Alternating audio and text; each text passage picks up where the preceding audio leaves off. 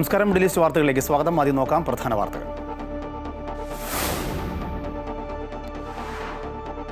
വയനാട് ദുരന്ത സഹായം വൈകിയതിൽ സംസ്ഥാനത്തെ കുറ്റപ്പെടുത്തി കേന്ദ്രമന്ത്രി അമിത്ഷാ.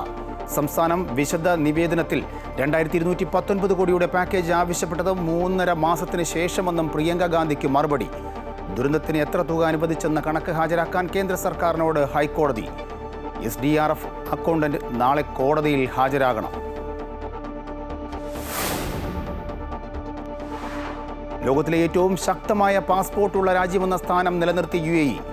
രാജ്യത്തെ പൗരന്മാർക്ക് വിസയില്ലാതെ 127 രാജ്യങ്ങൾ സന്ദർശിക്കാനാവുമെന്ന് സാമ്പത്തിക ഏജൻസിയായ art and ക്യാപിറ്റലിന്റെ report.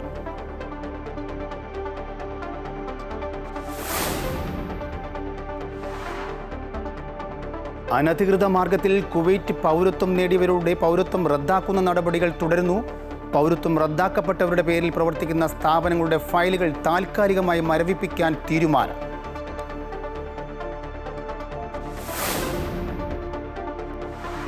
Smart city പദ്ധതിയിൽ ടീകോമിന് നഷ്ടപരിഹാരം നൽകാനുള്ള തീരുമാനം നിയമോപദേശത്തിന്റെ അടിസ്ഥാനത്തിലെന്ന് സർക്കാർ വിശദീകരണം.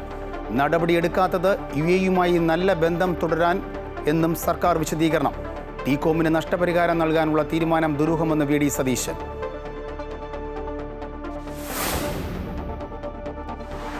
ദുബായ് ഷോപ്പിംഗ് ഫെസ്റ്റിവലിന് വർണ്ണാഭമായ തുടക്കം. 38 ദിവസം നീണ്ടു നിൽക്കുന്ന വ്യാപാരോത്സവത്തിൽ വൻ വിലക്കിഴിവുകൾ. ഫെസ്റ്റ് ആവേശമാക്കാൻ കലാ സാംസ്കാരിക പരിപാടികൾ.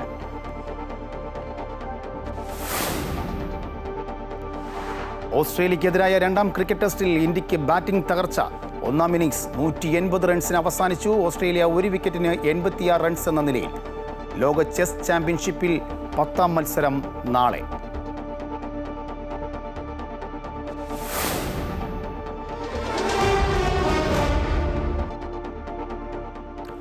വാർത്തകൾ വിശദമായി. വയനാട് ദുരന്ത സഹായത്തിൽ സംസ്ഥാനത്തെ കുറ്റപ്പെടുത്തി കേന്ദ്ര സർക്കാർ.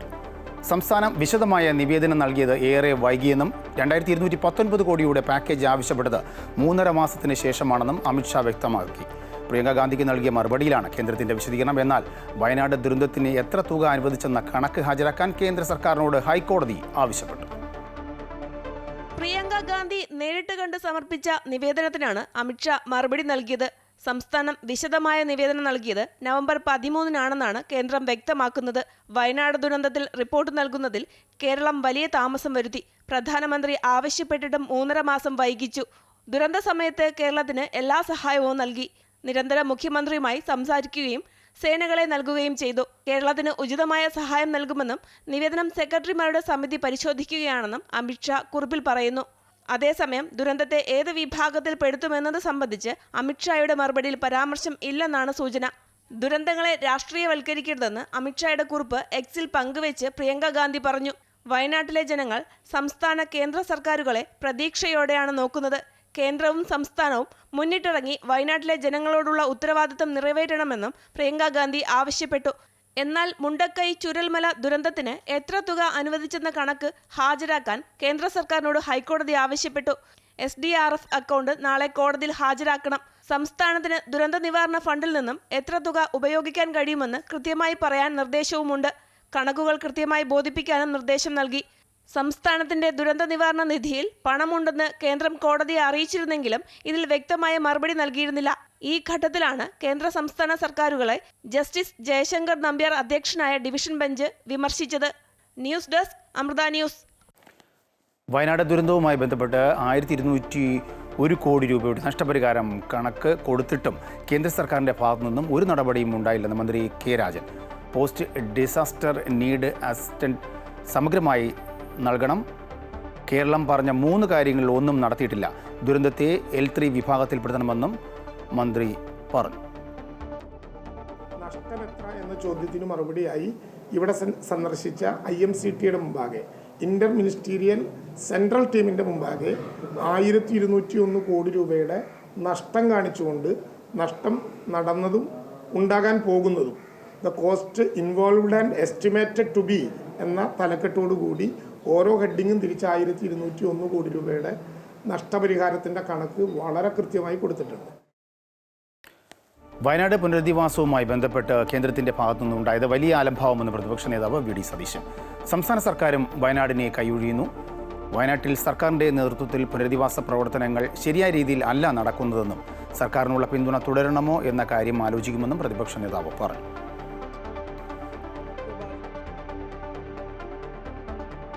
സ്മാർട്ട് സിറ്റി പദ്ധതിയിൽ ടീകോം മുടക്കിയ തുക വിലയിരുത്തി തിരിച്ചുകൊടുത്ത് ഒഴിവാക്കുവാനുള്ള തീരുമാനം നിയമോപദേശത്തിന്റെ അടിസ്ഥാനത്തിലെന്ന് സർക്കാരിന്റെ വിശദീകരണം. UAE-യുമായുള്ള നല്ല ബന്ധം തുടരാൻ കൂടിയാണ് നടപടിക്ക് ശ്രമിക്കാത്തത്. ഒറ്റയടിക്ക് ഒഴിവാക്കിയാൽ വ്യവസായ സൗഹൃദമല്ല സംസ്ഥാനം എന്ന സന്ദേശം വരും. ഏറ്റെടുക്കുന്ന ഭൂമി ഇൻഫോ പാർക്കിന്റെ വിപുലീകരണത്തിനും പുതിയ പങ്കാളികൾക്കും നൽകാനാണ് തീരുമാനം. അതേസമയം കരാർ വ്യവസ്ഥയിൽ ഇല്ലാതെ ടീകോമിന് നഷ്ടപരിഹാരം നൽകുവാനുള്ള നീക്കത്തിൽ അഴിമതി ആരോപണം തുടരാനാണ് പ്രതിപക്ഷത്തിന്റെ തീരുമാനം. സ്മാർട്ട് സിറ്റി പദ്ധതി അവസാനിപ്പിക്കുവാനുള്ള നീക്കം നിഗൂഢമെന്ന് പ്രതിപക്ഷ നേതാവ് VD സതീശൻ. ഭൂമി കച്ചവടം ചെയ്യുക എന്ന ലക്ഷ്യമാണ് സർക്കാരിനെന്നും ടീകോമിന് നഷ്ടപരിഹാരം നൽകാൻ പാടില്ല എന്നും VD സതീശൻ പറഞ്ഞു. ജനങ്ങൾ സത്യം തിരിച്ചറിയണമെന്നും അദ്ദേഹം വ്യക്തമാക്കി. സ്മാർട്ട് സിറ്റി പദ്ധതി അവസാനിപ്പിക്കാനും ടീകോമിന് നഷ്ടപരിഹാരം കൊടുക്കാനുമുള്ള നീക്കം ഒരുപാട് കാരണങ്ങൾ കൊണ്ട് ദുരൂഹമാണ്. ഇത് വിശദമായ യാതൊരു ചർച്ചയും LDF-ൽ പോലും നടത്തിയിട്ടില്ല. പ്രതിപക്ഷത്തോട് ചർച്ച ചെയ്തിട്ടില്ല. കേരളത്തെ ബാധിക്കുന്ന ഗൗരവതരമായ ഈ വിഷയം നിലവിലുള്ള കരാറിൻ്റെ വ്യവസ്ഥകളെ ലംഘിച്ചുകൊണ്ടാണ് ടീകോമിന് കൊടുക്കാനുള്ള തീരുമാനമെടുത്തത്. നേരത്തെ തന്നെ ഉമ്മൻചാണ്ടി സർക്കാരിൻ്റെ കാലത്ത് 2005-ൽ MOU വെച്ചപ്പോൾ ഓരോ 5 വർഷം കഴിയുമ്പോൾ, 7 വർഷം കഴിയുമ്പോൾ, 10 വർഷം കഴിയുമ്പോൾ എന്താണ് ടീകോം ചെയ്യേണ്ടത് എന്നതിനെക്കുറിച്ച് കൃത്യമായ ധാരണയുണ്ടായിരുന്നു. ലോകത്തിലെ ഏറ്റവും ശക്തമായ പാസ്പോർട്ടുള്ള രാജ്യമെന്ന സ്ഥാനം നിലനിർത്തി UAE. പ്രമുഖ സാമ്പത്തിക ഏജൻസിയായ ആർട്ടൺ ക്യാപിറ്റൽ പുറത്തുവിട്ട റിപ്പോർട്ട് അനുസരിച്ചാണ് ഇത്. UAE പൗരന്മാർക്ക് വിസയില്ലാതെ 127 രാജ്യങ്ങൾ സന്ദർശിക്കാനാകും. 53 രാജ്യങ്ങളിലേക്ക് വിസ ഓൺ അറൈവൽ സൗകര്യത്തോടെയും യാത്ര ചെയ്യാം. ഫലത്തിൽ 180 രാജ്യങ്ങളിലേക്ക് മുൻകൂർ വിസയില്ലാതെ UAE പൗരന്മാർക്ക് യാത്ര നടത്താൻ കഴിയും. 179 രാജ്യങ്ങളിലേക്ക് വിസയില്ലാതെ യാത്ര അനുവദിക്കുന്ന സ്പെയിനാണ് UAE-ക്ക് തൊട്ടുപിന്നിലുള്ളത്. ഫ്രാൻസ്, ജർമ്മനി, ഇറ്റലി എന്നീ രാജ്യങ്ങൾ ഉൾപ്പെടെ 14 രാജ്യങ്ങളാണ് ശക്തമായ പാസ്പോർട്ടുമായി 3-ാം സ്ഥാനത്ത്. കുവൈറ്റിൽ അനധികൃത മാർഗത്തിൽ കുവൈറ്റ് പൗരത്വം നേടിയവരുടെ പൗരത്വം റദ്ദാക്കുന്ന നടപടികൾ തുടരുന്നു. ഇത്തരത്തിൽ പൗരത്വം നേടിയ 2162 പേരുടെ പൗരത്വമാണ് കഴിഞ്ഞ ദിവസം മാത്രമായി റദ്ദാക്കിയത്. 1-ാം ഉപപ്രധാനമന്ത്രിയും പ്രതിരോധ ആഭ്യന്തരമന്ത്രിയുമായ ഷെയ്ഖ് ഫഗദ് അൽ യൂസഫിൻ്റെ നേതൃത്വത്തിൽ നടന്ന പ്രതിവാര യോഗത്തിലാണ് 2162 പേരുടെ പൗരത്വം പിൻവലിക്കാൻ തീരുമാനിച്ചത്.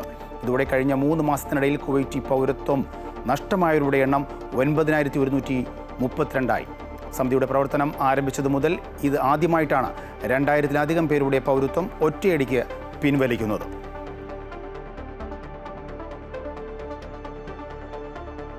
കേരളത്തിലെ ഏറ്റവും വലിയ dialysis സെൻ്ററുകളിലൊന്നായ കൊണ്ടോട്ടിയിലെ Shihab Thangal dialysis centre autism ബാധിച്ച കുട്ടികളെ സംരക്ഷിക്കുന്നതിനുള്ള പദ്ധതിയും മൾട്ടി സ്പെഷ്യാലിറ്റി ആശുപത്രിയുമായി പ്രവർത്തനം വ്യാപിപ്പിക്കും. 1,70,000 പേർക്ക് ഡയാലിസിസ് പൂർണ്ണമായും സജ്ജമാക്കുന്നതോടെ ഇതിനോടകം ചെയ്തുകൊടുത്തതായും സജ്ജമാക്കിയതായും ഭാരവാഹികൾ വ്യക്തമാക്കി. കൊണ്ടോട്ടി ഡയാലിസിസ് സെന്ററിന് കീഴിൽ ഓട്ടിസം ബാധിച്ച കുട്ടികളെ സംരക്ഷിക്കുന്നതിനുള്ള പദ്ധതി ഉടൻ പ്രാവർത്തികമാകുമെന്നും കൂടാതെ 40 ബെഡ് മൾട്ടി സ്പെഷ്യാലിറ്റി ആശുപത്രി ഒരുങ്ങുന്നതായും Kondotty dialysis centre chairman PA Jabbar ഹാജിയും ഡയറക്ടർ ബാബു നെഹദിയും ജിദ്ദയിൽ നടത്തിയ വാർത്താ സമ്മേളനത്തിൽ പറഞ്ഞു. തന്നെ ഏറ്റവും വേറിട്ടൊരു പ്രൊജക്റ്റായി അവതരിപ്പിക്കുകയാണ്. ഞാൻ നേരത്തെ പറഞ്ഞതുപോലെ 34 കോടി രൂപയാണ് അതിന്റെ ചെലവ് വരുന്നത്. സെന്ററിൽ ഇപ്പോൾ 43 മെഷീനുകളിലായി 258 പേർക്കാണ് ദിവസവും ഡയാലിസിസ് ചെയ്തു കൊടുക്കുന്നത്. 1,50,000 പേർക്ക് ഡയാലിസിസ് പൂർണ്ണമായും സൗജന്യത്തോടെ ചെയ്തു കൊടുത്തു. ഡയാലിസിനു വേണ്ടി 460ഓളം അപേക്ഷകൾ കാത്തു നിൽക്കുന്നതായും സെൻട്രൽ കിഡ്നി രോഗം നേരത്തെ കണ്ടെത്തുന്നതിന് സ്ഥാപിച്ച മൊബൈൽ ലാബോറട്ടറി വളരെ വിജയകരമായി നടന്നു വരുന്നതായും സെന്ററിന്റെ പുതിയ പ്രൊജക്റ്റായ സ്റ്റെപ്സ് പ്രവർത്തനത്തിന് തുടക്കമിട്ടതായും ഓട്ടിസം ബാധിച്ച കുട്ടികളെ സംരക്ഷിക്കൽ, വീട്ടിൽ കിടപ്പിലായവരെ പരിചരിക്കൽ, ആരോരുമില്ലാത്ത അഗതികളെ ഏറ്റെടുക്കൽ തുടങ്ങിയ ബഹുമുഖ പദ്ധതികളാണ് ലക്ഷ്യം വെക്കുന്നതെന്നും പ്രവാസികൾ അടക്കമുള്ള സുമനസ്സുകളുടെ സഹായം കൊണ്ടാണ് ഇതൊക്കെ നടന്നു പോകുന്നതെന്നും അവർ വ്യക്തമാക്കി. ഇടുക്കിൽപ്പെട്ടവരെ ഞങ്ങളുടെ വാഹനം പോയി കൊണ്ടുവന്ന് രാവിലെ മുതൽ രാത്രി വരെ അവർക്കുള്ള എല്ലാ പരിചരണവും സ്റ്റെപ്സിലുണ്ടാവും. നൌഷാദ് വായൂർ, ലത്തീഫ് ചീക്കോട് എന്നിവരും പത്രസമ്മേളനത്തിൽ പങ്കെടുത്തു. സുൽഫിഖറോദായി, അമൃത ന്യൂസ്, ജിദ്ദ. ലോകശ്രദ്ധയെ ആകർഷിച്ച വാണിജ്യ സാംസ്കാരിക മേളയായ ദുബായ് ഷോപ്പിംഗ് ഫെസ്റ്റിവലിന് തുടക്കമായി. 38 ദിവസം നീണ്ടു നിൽക്കുന്ന വ്യാപാരോത്സവത്തിന്റെ ഭാഗമായി ദുബായ് നഗരത്തിലെമ്പാടും സാംസ്കാരിക പരിപാടികൾ അരങ്ങേറും. വമ്പൻ സമ്മാന പദ്ധതികളും വൻ വിലക്കിഴിവും ഷോപ്പിംഗ് ഫെസ്റ്റിവലിന്റെ ഭാഗമായി പ്രഖ്യാപിച്ചിട്ടുണ്ട്. ദുബായ് ഷോപ്പിംഗ് ഫെസ്റ്റിവലിന്റെ 30ാമത് പതിപ്പാണ് ഇത്തവണത്തേത്. ലോകശ്രദ്ധയെ ആകർഷിച്ച വ്യാപാരോത്സവത്തിന്റെ ഭാഗമായി സാംസ്കാരിക പരിപാടികളും അരങ്ങേറും. 38 ദിവസം നീണ്ടു നിൽക്കുന്നതാണ് ഇത്തവണത്തെ ദുബായ് ഷോപ്പിംഗ് ഫെസ്റ്റിവൽ. 1000 ഡ്രോണുകൾ അണിനിരക്കുന്ന ഡ്രോൺ ഷോയാണ് ഉദ്ഘാടന പരിപാടികളിലെ മുഖ്യ ആകർഷണം. ഷോപ്പിംഗ് ഫെസ്റ്റിവൽ ദിനങ്ങളിലെല്ലാം ദുബായ് എമിറേറ്റിലുടനീളം വിവിധ സാംസ്കാരിക പരിപാടികൾ ഒരുക്കിയിട്ടുണ്ട്. ഔട്ട്ഡോർ സിനിമ, ലോകപ്രശസ്ത കലാകാരന്മാർ അണിനിരക്കുന്ന സംഗീത താരനിശകൾ എന്നിവയൊക്കെ ഇത്തവണത്തെ ആകർഷണങ്ങളാണ്. ദുബായ് ഫെസ്റ്റിവൽ സിറ്റി മാളിൽ എല്ലാ ദിവസവും രാത്രി 8:30 കരിമരുന്ന് കലാപ്രകടനം ഉണ്ടാകും. ജുമൈറ ബീച്ച് റിസോർട്ടിൽ എല്ലാ ദിവസവും രാത്രി 8 മണിക്കും 10 മണിക്കും ഡ്രോൺ ഷോ ഉണ്ടാകും. ദുബായ് നഗരത്തിലെ വിവിധയിടങ്ങൾ വൈദ്യുത വിളക്കുകളാൽ അലങ്കരിച്ചു കഴിഞ്ഞു. നറുക്കെടുപ്പിലൂടെ ആഡംബര കാറുകൾ ഉൾപ്പെടെ ഒട്ടേറെ സമ്മാനങ്ങൾ നേടാനും അവസരമുണ്ട്. ആഗോള ബ്രാൻഡുകളുടെ ഉൽപ്പന്നങ്ങൾ വിലക്കിഴിവോടെ വാങ്ങാനും സാധിക്കും. ജനുവരി 12-നാണ് ദുബായ് ഷോപ്പിംഗ് ഫെസ്റ്റിവൽ സമാപിക്കുന്നത്. Amrita news, Dubai. കുവൈറ്റിൽ പൗരത്വം റദ്ദാക്കപ്പെടുന്നവരുടെ പേരിൽ പ്രവർത്തിക്കുന്ന സ്ഥാപനങ്ങളുടെ ഫയലുകൾ താൽക്കാലികമായി മരവിപ്പിക്കുവാൻ തീരുമാനം. ഇതോടെ ഇത്തരം സ്ഥാപനങ്ങളുടെ കീഴിൽ രജിസ്റ്റർ ചെയ്യപ്പെട്ട തൊഴിലാളികളുടെ താമസരേഖകൾ പുതുക്കുന്നതും മറ്റൊരു സ്ഥാപനത്തിലേക്ക് മാറ്റുന്നതും സാധ്യമല്ലാതായി തീരും. പൗരത്വം റദ്ദാക്കപ്പെട്ടവരുടെ പേരിൽ പ്രവർത്തിക്കുന്ന സ്ഥാപനങ്ങളുടെ ഫയലുകൾ താൽക്കാലികമായി മരവിപ്പിക്കുവാൻ മാനവശേഷി സമിതിയാണ് തീരുമാനിച്ചത്. പ്രാദേശിക ദിനപത്രമാണ് ഇത് റിപ്പോർട്ട് ചെയ്തത്. ഇതോടെ ഇത്തരം സ്ഥാപനങ്ങളുടെ കീഴിൽ രജിസ്റ്റർ ചെയ്യപ്പെട്ട തൊഴിലാളികളുടെ താമസരേഖകൾ പുതുക്കുന്നതും മറ്റൊരു സ്ഥാപനത്തിലേക്ക് മാറ്റുന്നതും സാധ്യമല്ലാതായി തീരും. അനധികൃത മാർഗത്തിലൂടെ പൗരത്വം നേടിയ 10,000-ഓളം പേരുടെ കുവൈറ്റ് പൗരത്വമാണ് കഴിഞ്ഞ ദിവസം വരെയായി റദ്ദാക്കപ്പെട്ടിരിക്കുന്നത്. വരും ദിവസങ്ങളിൽ ഇനിയും ആയിരക്കണക്കിന് പേരുടെ കുവൈറ്റി പൗരത്വം റദ്ദാക്കപ്പെടുമെന്നാണ് കരുതുന്നത്. ഇതിനായുള്ള തയ്യാറെടുപ്പ് നടത്തിവരികയാണ് അധികൃതർ. ഇത്തരത്തിലുള്ളവരുടെ ഉടമസ്ഥതയിൽ കടലാസ് കമ്പനികളും വ്യവസ്ഥാ രീതിയിൽ പ്രവർത്തിക്കുന്നതുമായ 100 കണക്കിന് സ്ഥാപനങ്ങളാണ് രജിസ്റ്റർ ചെയ്യപ്പെട്ടിരിക്കുന്നത്. ഇതിനു പുറമെ ഇവരുടെ സ്പോൺസർഷിപ്പിൽ നിരവധി ഗാർഹിക വിസകളും രജിസ്റ്റർ ചെയ്യപ്പെട്ടിട്ടുണ്ട്. പൗരത്വം റദ്ദാക്കപ്പെട്ടവരുടെ ഫയലുകൾ താൽക്കാലികമായി നിർത്തിവെക്കുന്നതോടെ ഇവരുടെ പേരിലുള്ള സ്ഥാപനങ്ങളുടെയും കീഴിൽ രജിസ്റ്റർ ചെയ്യപ്പെട്ട തൊഴിലാളികളും പ്രതിസന്ധിയിലാകും. Amrita news, Kuwait. ബലാത്സംഗ കേസിൽ നടൻ സിദ്ദിഖ് അന്വേഷണ ഉദ്യോഗസ്ഥന് മുമ്പിൽ ഹാജരായി. നർക്കോട്ടിക്സ് സെൽ അസിസ്റ്റന്റ് കമ്മീഷണർക്ക് മുമ്പിലാണ് ഹാജരായത്. സിനിമയിൽ അവസരം വാഗ്ദാനം ചെയ്ത് യുവനടിയെ ഹോട്ടലിലേക്ക് വിളിച്ചു വരുത്തി ബലാത്സംഗം ചെയ്തെന്ന കേസിൽ നടൻ സിദ്ദിഖിന് സുപ്രീം കോടതി നേരത്തെ മുൻകൂർ ജാമ്യം നൽകിയിരുന്നു. തുടർന്ന് ഇപ്പോൾ അറസ്റ്റ് രേഖപ്പെടുത്തി കോടതിയിൽ ഹാജരാക്കി സിദ്ദിഖിനെ കർശന ഉപാധികളോടെ ജാമ്യത്തിൽ വിട്ടയക്കുകയാണ് ചെയ്തത്. കോടതിയിൽ സിദ്ദിഖിനെതിരെ ശക്തമായ നിലപാടാണ് പോലീസ് സ്വീകരിച്ചത്. പ്രതി അന്വേഷണവുമായി സഹകരിക്കുന്നില്ലെന്നും തെറ്റിദ്ധരിപ്പിക്കാൻ ശ്രമിക്കുന്നുവെന്നും പോലീസ് കോടതിയിൽ പറഞ്ഞു. കോടതിയിൽ സമർപ്പിച്ച റിപ്പോർട്ടിലാണ് ഇക്കാര്യം പറയുന്നത്. അന്വേഷണ ഉദ്യോഗസ്ഥൻ ആവശ്യപ്പെടുന്ന സമയത്ത് ഹാജരാകാൻ നിർദ്ദേശം നൽകണമെന്ന് പോലീസ് ആവശ്യപ്പെട്ടിട്ടുണ്ട്. സാക്ഷിയെ സ്വാധീനിക്കാനോ അധിക്ഷേപിക്കാനോ ശ്രമിക്കരുതെന്ന് കോടതി നിർദ്ദേശിച്ചു. 1 ലക്ഷം രൂപ കെട്ടിവെക്കണമെന്നും കോടതി ഉത്തരവിട്ടിട്ടുണ്ട്. കൂടാതെ സംസ്ഥാനം വിട്ടുപോകാനും സിദ്ദിഖിന് അനുവാദമില്ല. നടന്റെ പാസ്പോർട്ട് കോടതിയിൽ ഹാജരാക്കിയിട്ടുണ്ട്. അന്വേഷണ ഉദ്യോഗസ്ഥനായ നർക്കോട്ടിക് സെൽ അസിസ്റ്റന്റ് കമ്മീഷണർക്ക് മുന്നിലാണ് സിദ്ദിഖ് ഹാജരായത്. കേസിൽ നേരത്തെ സിദ്ദിഖ് ചോദ്യം ചെയ്യലിനായി 2 തവണ ഹാജരായിരുന്നു. അമൃത ന്യൂസ്, തിരുവനന്തപുരം. മലയാള ടെലിവിഷൻ അഭിനേതാക്കളുടെ സംഘടനയായ ആത്മയ്ക്ക് മറുപടിയുമായി കേരള ചലച്ചിത്ര അക്കാദമി വൈസ് ചെയർമാൻ പ്രേംകുമാർ. സീരിയലുകൾ എൻഡോസൾഫാനേക്കാൾ വിഷലിപ്തം എന്ന പരാമർശത്തിനെതിരെ വലിയ വിമർശനമാണ് ഉയർന്നു വന്നത്. സീരിയലുകളെ അടച്ചാക്ഷേപിച്ചിട്ടില്ല എന്നും ഉള്ളടക്കം നന്നാക്കാൻ വേണ്ടിയിട്ടാണ് വിമർശനം ഉന്നയിച്ചതെന്നും പ്രേംകുമാർ വ്യക്തമാക്കി. രാജ്യത്ത് പുതിയ പണനയം പ്രഖ്യാപിച്ച് RBI governor Shaktikanta Das. Repo നിരക്ക് 6.5% തുടരുമെന്ന് ഗവർണർ അറിയിച്ചു. റിപ്പോ നിരക്കിൽ മാറ്റം വരുത്താതെയാണ് പുതിയ പണനയം പ്രഖ്യാപിച്ചത്. പുതിയ പണനയപ്രകാരം വിലക്കയറ്റം നിയന്ത്രിക്കുകയാണ് പ്രധാന ലക്ഷ്യമെന്ന് RBI. 2ാം പാദത്തിൽ GDP വളർച്ച പ്രതീക്ഷിച്ചതിലും താഴെയാണെന്ന് പ്രത്യേകം എടുത്തു പറഞ്ഞ RBI സ്റ്റാൻഡിംഗ് ഡിപ്പോസിറ്റ് ഫെസിലിറ്റി നിരക്കിൽ മാറ്റമില്ലെന്നും 6.25 തുടരുമെന്നും അറിയിച്ചു. To keep the policy repo rate unchanged at 6.5%. Consequently, The standing deposit facility, that is SDF rate, remains at 6.25%, and the marginal standing facility, that is the MSF rate, and the bank rate at 6.75%. Repo നിരക്ക് മാറ്റമില്ലാതെ തുടരുന്നതോടെ repo അടിസ്ഥാനമാക്കിയുള്ള വായ്പാ പലിശ നിരക്കുകളും ഉയർന്നു തന്നെ തുടരും. 2025 സാമ്പത്തിക വർഷത്തിൽ ഇന്ത്യ ഇതുവരെ $9.3 ബില്യൺ നെറ്റ് FCI നിക്ഷേപം രേഖപ്പെടുത്തിയിട്ടുണ്ട്. കൂടുതൽ മൂലധന നിക്ഷേപം ആകർഷിക്കുന്നതിനായി FCNRB നിക്ഷേപങ്ങളുടെ പലിശ നിരക്ക് ഉയർത്താൻ RBI തീരുമാനിച്ചു. FCNR നിക്ഷേപ നിരക്കിന്റെ പരിധി 4% ഉയർത്തി. അതേസമയം 2025 സാമ്പത്തിക വർഷത്തേക്കുള്ള GDP വളർച്ചാ പ്രവചനം റിസർവ് ബാങ്ക് ചുരുക്കി. നേരത്തെ 7.20% വളർച്ച പ്രവചിച്ചിരുന്നത് 6.60% നടപ്പ് സാമ്പത്തിക വർഷം 4.80% പണപ്പെരുപ്പമാണ് RBI കണക്കുകൂട്ടുന്നത്. നേരത്തെ 4.50% പണപ്പെരുപ്പമാണ് RBI പ്രവചിച്ചത്. പണനയം തീരുമാനിക്കാനുള്ള റിസർവ് ബാങ്കിന്റെ അടുത്ത യോഗം ഫെബ്രുവരിയിലാണ്. News desk Amrita TV. RBIയുടെ പുതിയ പണനയം രാജ്യത്തിൻ്റെ വളർച്ചാ നിരക്കിന് ഗുണകരമെന്ന് ജിയോജിത്ത് ഫിനാൻഷ്യൽ സർവീസിലെ സീനിയർ ഇൻവെസ്റ്റ്മെൻറ്റ് സ്ട്രാറ്റജിസ്റ്റും ജനറൽ മാനേജറുമായ K. ദിലീപ്. ഓഹരി വിപണിയിൽ ഉണ്ടാക്കുന്നതിനും ഇത് പ്രയോജനകരമാകുമെന്നും അദ്ദേഹം വ്യക്തമാക്കി. പ്രധാന നിരക്കുകൾ മാറ്റം വരുത്തിയിട്ടില്ലെങ്കിൽ കൂടി ക്യാഷ് റിസർവ് റേഷ്യോ CRRൽ 0.5% കുറവ് വരുത്തിയിട്ടുണ്ട്. ഈ 0.5% കുറവ് വരുത്തുന്നത് ബാങ്കിംഗ് മേഖലയിലേക്ക് ഏതാണ്ട് 1,16,000 കോടി രൂപ എത്തുന്നതിന് സഹായകമായിരിക്കും. ഈ ഒരു പണമൊഴുക്കുണ്ടാവുകയാണെങ്കിൽ തീർച്ചയായും അത് രാജ്യത്തിന്റെ വളർച്ചാ നിരക്കിനെ അനുകൂലമായി ബാധിച്ചേക്കുമെന്നുള്ള ഒരു ആത്മവിശ്വാസം വിപണിയിൽ ഉണ്ടാക്കിയിട്ടുണ്ട്. കഴിഞ്ഞ പാദത്തിൽ വളർച്ചാ നിരക്ക് കുറയുകയും ഒപ്പം തന്നെ പണപ്പെരുപ്പ് നിരക്ക് കൂടുകയും ചെയ്യുന്ന ഒരു സാഹചര്യമായിരുന്നു ഉണ്ടായിരുന്നത്. ഇത് രണ്ടും വിരുദ്ധമായ ഒരു പ്രതിഭാസമാണ്. സാധാരണഗതിയിൽ വളർച്ചാ നിരക്ക് കൂടുന്ന സാഹചര്യങ്ങളിൽ പണപ്പെരുപ്പം കൂടുമെന്നിരിക്കെ ഇവിടെ പണപ്പെരുപ്പം കൂടിയ അവസരത്തിൽ വളർച്ചാ നിരക്ക് കുറഞ്ഞിരിക്കുന്നതാണ് ഇപ്പോഴത്തെ ഒരു പ്രശ്നം. ആ ഒരു വളർച്ചാ നിരക്ക് കുറഞ്ഞ അവസ്ഥയിൽ നിന്ന് ഒരു മെച്ചപ്പെട്ട വളർച്ചാ നിരക്ക് സമ്പദ് രംഗത്ത് ഉണ്ടാക്കുന്നതിന് വേണ്ടിയിട്ടുള്ള നടപടിയായിട്ടാണ് CRR നിരക്ക് കുറച്ചതിനെ കാണുന്നത്. ഒപ്പം തന്നെ പലിശ നിരക്കുകൾ പ്രധാന നിരക്കുകളിൽ മാറ്റമില്ലാതെ തുടരാനുള്ള ഒരു പ്രധാനപ്പെട്ട കാരണം പണപ്പെരുപ്പത്തിൽ ഒരു അയവ് ഉണ്ടാവട്ടെ അതുവരെയുള്ള ഒരു കാത്തിരിപ്പായിട്ടാണ് ഈ ഒരു തീരുമാനമെടുത്തിരിക്കുന്നത്.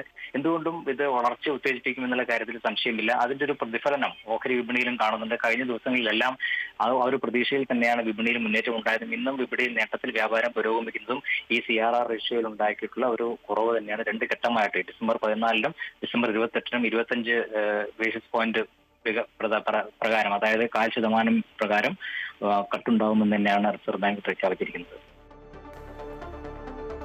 സംസ്ഥാനത്ത് വൈദ്യുതി നിരക്ക് വർദ്ധിപ്പിച്ചു. യൂണിറ്റിന് 16 പൈസയാണ് വർദ്ധിപ്പിച്ചിരിക്കുന്നത്. ഇതിനു പുറമെ ഫിക്സഡ് ചാർജും വർദ്ധിപ്പിച്ചു. നിരക്ക് വർധന ഇന്നലെ മുതൽ പ്രാബല്യത്തിൽ വന്നു. ഡിസംബർ 5 മുതൽ പുതിയ നിരക്കുകൾ പ്രാബല്യത്തിലായി എന്നാണ് ഉത്തരവിൽ ചൂണ്ടിക്കാട്ടുന്നത്. 40 യൂണിറ്റ് വരെ ഉപയോഗിക്കുന്നവർക്ക് നിരക്ക് വർധനവ് ബാധകമല്ല. എന്നാൽ പ്രതിമാസം 250 യൂണിറ്റ് വരെ ഉപയോഗിക്കുന്നവർക്ക് 5 രൂപ മുതൽ 30 രൂപ വരെ ബില്ലിൽ വർധനവുണ്ടാകും.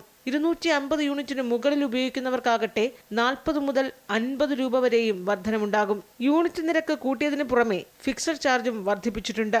കൃഷി ആവശ്യത്തിനുള്ള വൈദ്യുതി ഉപയോഗത്തിന് യൂണിറ്റിന് 5 പൈസയുടെ വർധനവാണുള്ളത്. ഇപ്പോൾ വർദ്ധിപ്പിച്ച 16 പൈസയ്ക്ക് പുറമെ അടുത്ത ഏപ്രിൽ മുതൽ 12 പൈസ കൂടി ഉയർത്തും. ഇതോടെ അടുത്ത ഏപ്രിൽ ആകുമ്പോൾ ആകെ 28 പൈസയാണ് ഒരു യൂണിറ്റിന് വർദ്ധിക്കുന്നത്. നിരക്ക് കൂട്ടാതെ ഒരടി പോലും മുന്നോട്ടു പോകാനാകാത്ത സ്ഥിതിയെന്നാണ് വൈദ്യുതി മന്ത്രി K. കൃഷ്ണൻകുട്ടിയുടെ വിശദീകരണം. യൂണിറ്റിന് 38 പൈസ ഉയർത്താനാണ് KSEB ആവശ്യപ്പെട്ടിരുന്നത്. എന്നാൽ റെഗുലേറ്ററി കമ്മീഷൻ 16 പൈസയാക്കുകയായിരുന്നു. വേനൽക്കാലത്ത് പ്രത്യേക താരിഫ് ഈടാക്കണമെന്ന ആവശ്യമുണ്ടായിട്ടും കമ്മീഷൻ അത് അംഗീകരിച്ചില്ല. 2016-ൽ ഇടതു സർക്കാർ അധികാരമേറ്റ ശേഷം ഇത് 5ാം തവണയാണ് വൈദ്യുതി നിരക്ക് കൂട്ടുന്നത്. അമൃത ന്യൂസ്, തിരുവനന്തപുരം. കോഴിക്കോട് വടകരയിൽ അജ്ഞാത വാഹനം പിടിച്ച് 9 വയസ്സുകാരി കോമയിലാകുകയും മുത്തശ്ശി മരിക്കുകയും ചെയ്ത സംഭവത്തിൽ വാഹനവും വാഹന ഉടമയും പോലീസ് തിരിച്ചറിഞ്ഞു. അപകടം നടന്ന് 10 മാസത്തിനു ശേഷമാണ് വാഹനം കണ്ടെത്തിയത്. കാർ മതിലിൽ ഇടിച്ചെന്ന് വരുത്തി പ്രതി ഇൻഷുറൻസ് ക്ലെയിമിന് ശ്രമിച്ചതാണ് വാഹനം കണ്ടെത്താൻ അന്വേഷണ ഉദ്യോഗസ്ഥരെ സഹായിച്ചത്. ഫെബ്രുവരി 17-ന് കോഴിക്കോട് വടകര ചോറോട് ദേശീയപാതയിൽ വെച്ചുണ്ടായ അപകടത്തിലാണ് മുത്തശ്ശി ബേബി മരണപ്പെടുകയും കൊച്ചുമകളായ ദൃഷാന കോമയിലാവുകയും ചെയ്തത്. അമിത വേഗത്തിലെത്തിയ കാർ ഇരുവരെയും ഇടിച്ചു തെറിപ്പിച്ച് നിർത്താതെ പോവുകയായിരുന്നു. ബേബി ആശുപത്രിയിലെത്തിക്കുമ്പോഴേക്കും മരിച്ചിരുന്നു. ദൃശാന ഇപ്പോഴും കോമയിൽ ചികിത്സയിൽ തുടരുകയാണ്. ഈ സംഭവത്തിലാണ് ഇതുവരെ കാണാമറയത്തായിരുന്ന കാർ പോലീസ് കണ്ടെത്തിയത്. വടകര പുറമേരി സ്വദേശിയായ ഷജീലിന്റെ വെള്ള സ്വിഫ്റ്റ് കാറാണ് പോലീസ് കസ്റ്റഡിയിലെടുത്തത്. കാർ മതിലിൽ ഇടിച്ചെന്ന് വരുത്തി പ്രതി ഇൻഷുറൻസ് ക്ലെയിമിന് ശ്രമിച്ചതാണ് വാഹനം കണ്ടെത്താൻ അന്വേഷണ സംഘത്തെ സഹായിച്ചത്. ആദ്യം ലോക്കൽ പോലീസും പിന്നീട് ക്രൈംബ്രാഞ്ചും അന്വേഷിച്ച കേസിൽ തുമ്പുണ്ടാക്കാത്തതിനെ തുടർന്നെത്തിയ സ്പെഷ്യൽ ഇൻവെസ്റ്റിഗേഷൻ ടീമാണ് കാണാമറയത്തായിരുന്ന കാർ കണ്ടെത്തിയത്. അപകടം നടന്ന ശേഷം പിടിക്കപ്പെടുമെന്ന് കരുതി ഷജിൽ വിദേശത്തേക്ക് കടന്നതായും നാട്ടിലേക്ക് കൊണ്ടുവരാനുള്ള നടപടികൾ സ്വീകരിച്ചിട്ടുണ്ടെന്നും Vadakara rural SP PP Nithin Raj വാർത്താ സമ്മേളനത്തിൽ അറിയിച്ചു. ഷജീൽ എന്ന് പറയുന്ന ആ വണ്ടിയുടെ തന്നെ RC ഓണറായിട്ടുള്ള ഷജീൽ ആണ് ഈ വണ്ടി ഓടിച്ചിരുന്നത് എന്നും അന്ന് വടകരയിൽ നിന്നും തലശ്ശേരിയിലേക്കുള്ള യാത്രയ്ക്കിടെ അശ്രദ്ധമായി പോയ ഒരു സമയത്ത് അപകടം സംഭവിച്ചതാണ് എന്നും എന്നാൽ അതിനെ തുടർന്ന് ഈ ഒരു അപകടം നടന്നു എന്നുള്ളത് അറിഞ്ഞതിന് ശേഷം വണ്ടി നിർത്താതെ പിന്നീട് മുന്നോട്ട് പോവുകയും പിടികൂടാതിരിക്കുന്നതിന് വേണ്ടിയിട്ട് വണ്ടിയിൽ ആവശ്യമായിട്ടുള്ള മോഡിഫിക്കേഷൻ നടത്തുകയായിരുന്നു ചെയ്യുന്നതെന്ന് നമ്മൾ മനസ്സിലാക്കിയിട്ടുണ്ട്. ഈ വണ്ടി ഇടിച്ച കാറിനെ പോലീസ് ഇപ്പോൾ സീസ് ചെയ്തിട്ടുണ്ട്. അന്നേ ദിവസം വണ്ടി ഓടിച്ച ആൾ ഇന്ന് ഇപ്പോൾ UAE-യിലാണുള്ളത് എന്നാണ് നമ്മൾ മനസ്സിലാക്കുന്നത്. ഉടനെ തന്നെ പ്രതിയെ നാട്ടിൽ കൊണ്ടുവരുന്നതിനാവശ്യമായിട്ടുള്ള നടപടികൾ പോലീസിൻ്റെ ഭാഗത്തുണ്ട്. അപകടത്തിന് ശേഷം പിടിക്കപ്പെടാതിരിക്കാൻ വാഹനത്തിന് രൂപമാറ്റം വരുത്തിയെന്നും അദ്ദേഹം കൂട്ടിച്ചേർത്തു. അതേസമയം പ്രതിയെ തിരിച്ചറിഞ്ഞതിൽ ആശ്വാസമുണ്ടെന്ന് കുടുംബം പ്രതികരിച്ചു. അമൃത ന്യൂസ്, കോഴിക്കോട്. തിരുവനന്തപുരം കിഴക്കേക്കോട്ടയിൽ 2 ബസ്സുകൾക്കിടയിൽപ്പെട്ട് യുവാവിന് ദാരുണാന്ത്യം. കേരള ബാങ്കിലെ ജീവനക്കാരന് ഉല്ലാസാണ് മരിച്ചത്. ഉച്ചയ്ക്ക് 2:30-ഓടെയാണ് അപകടം സംഭവിച്ചത്. റോഡ് മുറിച്ച് കടക്കുന്നതിനിടയിൽ ഉല്ലാസ് ബസ്സുകൾക്കിടയിൽ അകപ്പെടുകയായിരുന്നു. കിഴക്കേക്കോട്ടയിൽ കോവളം ഭാഗത്തു നിന്നും വരികയായിരുന്ന KSRTC ബസ്സിനും പ്രൈവറ്റ് ബസ്സിനും ഇടയിലാണ് ഉല്ലാസ് പെട്ടത്. പോലീസ് വാഹനത്തിൽ ഉല്ലാസിനെ മെഡിക്കൽ കോളേജിൽ എത്തിച്ചുവെങ്കിലും മരണം സംഭവിച്ചു. മൃതദേഹം മെഡിക്കൽ കോളേജ് ആശുപത്രി മോർച്ചറിയിലാണ്. Co-powered by Bharat Lachna Multi-State Housing Cooperative Society Limited in association with GDS Upasana Agarbattis. വ്രതശുദ്ധിയുടെയും നന്മയുടെയും നാളുകൾ പരിശുദ്ധമാക്കാം മിൽമയ്ക്കൊപ്പം.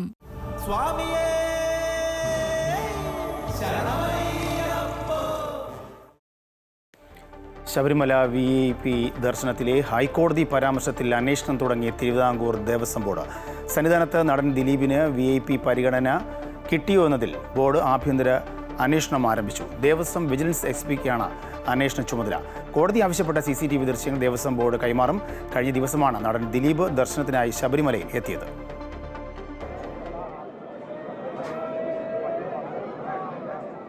കഴിഞ്ഞ ദിവസം ഹരിവരാസനം ചൊല്ലി നടയടയ്ക്കുന്ന സമയത്താണ് ദിലീപ് ദർശനത്തിനായി എത്തിയത്. സിവിൽ ദർശനത്തിന് വന്ന ദിലീപിനെ ദേവസ്വം പ്രതിനിധികൾ സോപാനത്തേക്ക് കൊണ്ടുവന്നു. ശേഷം ദിലീപ് മുൻനിരയിൽ ഏറെ നേരം നിന്ന് ദർശനം നടത്തി. ഇതാണ് ഇപ്പോൾ ഹൈക്കോടതി ചോദ്യം ചെയ്തിരിക്കുന്നത്. കോടതി ഇടപെട്ടതോടെ VIP ദർശനത്തിൽ തിരുവിതാംകൂർ ദേവസ്വം ബോർഡ് അന്വേഷണം ആരംഭിച്ചു കഴിഞ്ഞു. ദേവസ്വം വിജിലൻസ് SPക്കാണ് അന്വേഷണ ചുമതല. സോപാനത്തേതുൾപ്പെടെ CCTV ദൃശ്യങ്ങൾ വിശദമായി പരിശോധിക്കും. CCTV ദൃശ്യങ്ങൾ ഉൾപ്പെടെ നാളെ തന്നെ കോടതിക്ക് ദേവസ്വം ബോർഡ് കൈമാറും. ആരുടെ ഭാഗത്തു നിന്നായാലും വീഴ്ചയുണ്ടായെന്ന് തെളിഞ്ഞാൽ ശക്തമായ നടപടി സ്വീകരിക്കുമെന്നായിരുന്നു ദേവസ്വം ബോർഡ് പ്രസിഡന്റിന്റെ പ്രതികരണം.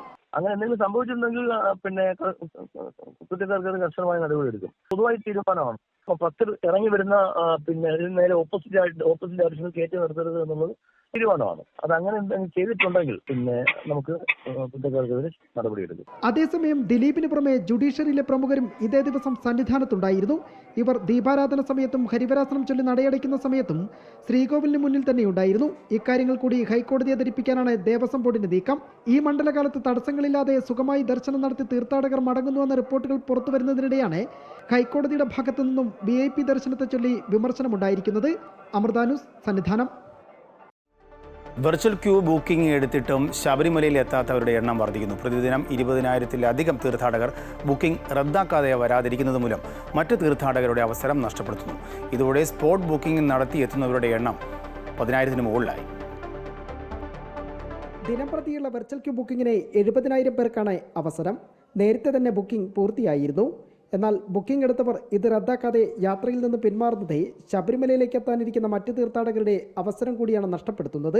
വെർച്വൽ ക്യൂ ബുക്കിംഗ് നടത്തുന്നവർക്ക് സ്ലോട്ടില്ലെന്ന മറുപടിയാണ് ലഭിക്കുന്നത്. കഴിഞ്ഞ ഒരാഴ്ചക്കിടെ ചില ദിവസങ്ങളിൽ 70,000 പേർ ബുക്കിംഗ് എടുത്തെങ്കിലും പിന്മാറുന്നത് 20,000-നുള്ളിൽ വരും. ഇതോടെ സ്പോട്ട് ബുക്കിങ്ങിന് 10,000 പേരെന്നായിരുന്നു ദേവസ്വം ബോർഡ് ആദ്യം നിശ്ചയിച്ചിരുന്നതെങ്കിലും ഇപ്പോൾ 15,000 കടന്ന് ബുക്കിംഗ് അനുവദിച്ചു തുടങ്ങി. നട തുറന്ന് ഒരാഴ്ചയ്ക്ക് ശേഷം സ്പോട്ട് ബുക്കിംഗ് കൗണ്ടറുകളുടെ എണ്ണം കൂട്ടിയതും തീർത്ഥാടകരുടെ വർധനവിന് കാരണമായി. എന്നാൽ ഇതര സംസ്ഥാനങ്ങളിൽ നിന്നെത്തുന്നവരെല്ലാം വെർച്വൽ ക്യൂ ബുക്കിംഗ് എടുത്തു വരുന്നവരാണ്. ഇവരാണ് വെർച്വൽ ക്യൂ ബുക്കിംഗ് കിട്ടാതെ യാത്ര റദ്ദാക്കുന്നവരിൽ ഭൂരിഭാഗം പേരും. അമൃത ന്യൂസ്, സന്നിധാനം. കായിക വാർത്തകൾ നോക്കാം. ഓസ്ട്രേലിയക്കെതിരായ രണ്ടാം ക്രിക്കറ്റ് ടെസ്റ്റിൽ ടോസ് നേടി ബാറ്റിംഗ് തിരഞ്ഞെടുത്ത ഇന്ത്യയുടെ ഒന്നാം ഇന്നിംഗ്സ് 180 റൺസിൽ അവസാനിച്ചു. ഇന്നിംഗ്സിലെ ആദ്യ പന്തിൽ തന്നെ യശസ്വി ജയ്സ്വാളിന്റെ വിക്കറ്റ് വീണു. ക്യാപ്റ്റൻ രോഹിത് ശർമ്മ 3 റൺസും വിരാട് കോഹ്ലി 7 റൺസും എടുത്ത് പുറത്തായി.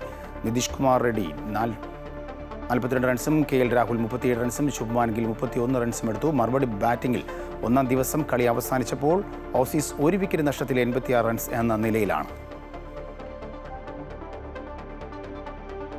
ലോക ചെസ് ചാമ്പ്യൻഷിപ്പിൽ 10ാം മത്സരം നാളെ നടക്കും. ചൈനയുടെ ഡിങ് ലിയറിലും ഇന്ത്യയുടെ ഗുഗേഷും തമ്മിലുള്ള 9ാം മത്സരം സമനിലയിലാണ് അവസാനിച്ചത്.